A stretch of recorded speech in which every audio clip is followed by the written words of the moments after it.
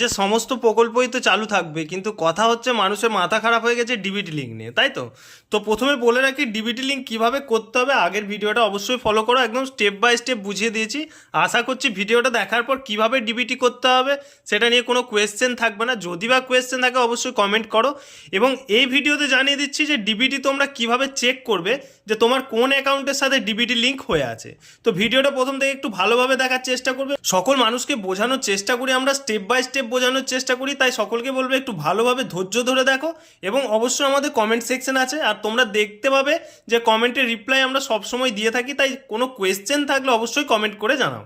তাই সকলকেই প্রথমে আধারের পোর্টালে আসতে হবে। আধারের পোর্টালে আসার পর মাই আধার অপশানে তোমাদেরকে টাচ করতে হবে। মাই আধার অপশানে টাচ করলে একটুক্ষণ ওয়েট করার পর কিন্তু তোমাদের পোর্টাল খুলবে, কারণ আধারের পোর্টাল এবং এনপিসিআই পোর্টাল এখন খুবই স্লো। কারণ একটাই, কারণ সকলের মিলে এখন চেষ্টা করতে শুরু করেছে। তো মাই আধার পোর্টালে আসার পর একটু নিচের দিকে গেলেই দেখতে পাবে ব্যাঙ্ক সিডিং স্ট্যাটাস। এই ব্যাঙ্ক সিডিং স্ট্যাটাস অপশানটায় টাচ করবে। এখানে টাচ করলে আবার একটু নিচের দিকে আসার পর আবার একবার সেম পোর্টালই দেখতে পারবে ব্যাঙ্ক সিডিং স্ট্যাটাস, এই অপশানটায় টাচ করবে।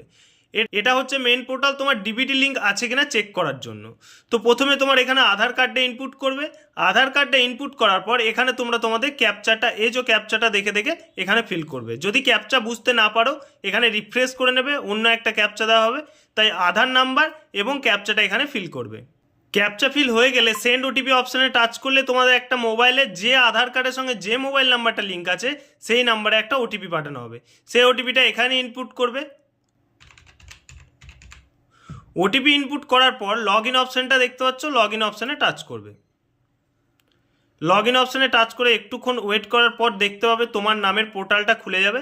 আবার একটু নিচের দিকে আসবে এবং তুমি দেখতে পাবে এই যে মাঝখান করে bank seeding status, bank seeding status অপশানটায় টাচ করবে।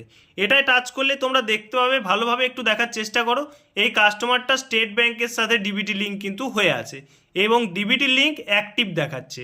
তো সকলকেই বলবো যার এরকম হয়ে আছে তাদের সেই ব্যাংকের টাকা ঢুকবে, এবং যদি এখানে অ্যাক্টিভ ছাড়া অন্য কিছু লেখা থাকে তাদের কিন্তু আবার নতুনভাবে ডিবিটি করাতে হবে। ডিবিটি কিভাবে করতে হবে আগের ভিডিওটা অবশ্যই চেক করে নাও। আগের ভিডিওতে আমরা জানিয়ে দিয়েছি যে ডিবিটি কিভাবে লিঙ্ক করবে।